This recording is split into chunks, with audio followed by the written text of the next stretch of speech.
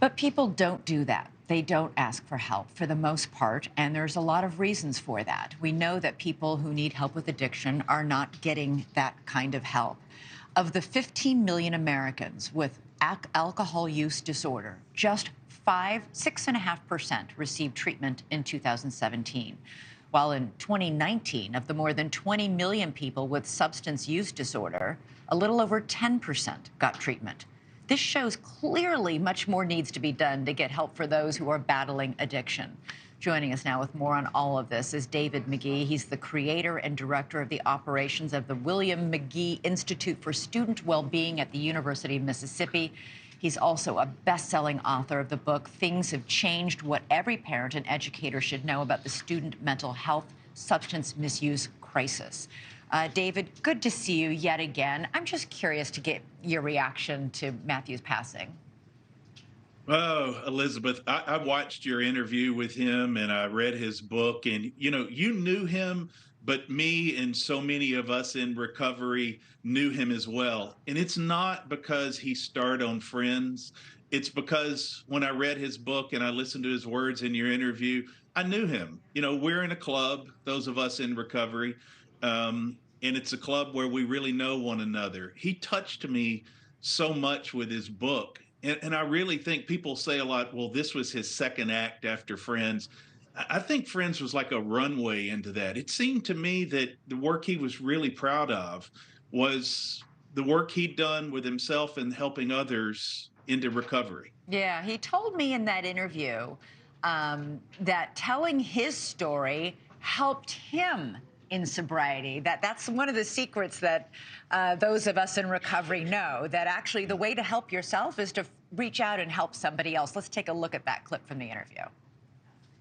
I wanted to know why I was still alive, and I knew that it was in the area of helping people, because that's the only thing that's really given me any juice in my life. Because standing in front of 1,500 people and helping people is great, but also just helping one guy and sponsoring one guy and watching the light come on his head, come into his eyes when he starts to get it.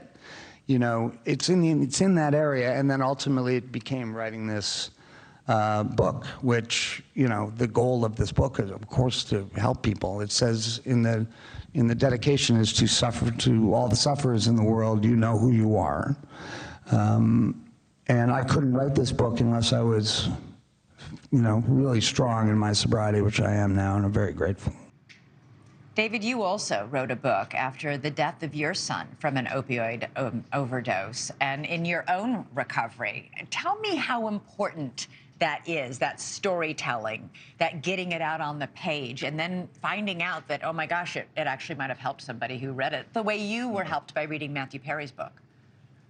Yes, I remember thinking the courage it took to write Dear William, and my wife, Kent, would push me. She would say, you have to go deep and reveal uncomfortable things. And I didn't really enjoy putting them out there. But just like Matthew and others, you realize that if you're going to actually help someone, you have to reveal the ugly truth about this disease and the things that it makes you do. And I remember, I guess my book came out in November 2021, Dear William did.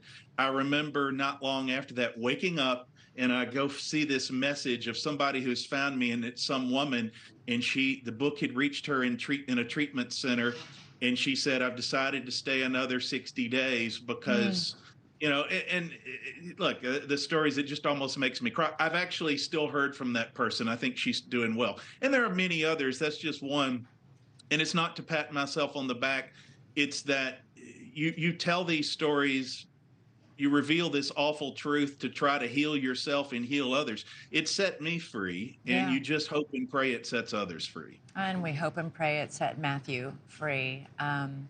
David Magee, so important for those who want to and have the courage to speak out and do. It will chip away at the stigma that keeps so many suffering in silence and in solitude, alone and afraid to seek help. We have got to do something to increase those percentages. More people need help. Thanks so much. Good to see you, my friend. Thank you. Thanks so much for watching. Go to joinnn.com to find NewsNation on your television provider. And don't forget to click the red subscribe button below to get more of NewsNation's fact-driven, unbiased coverage.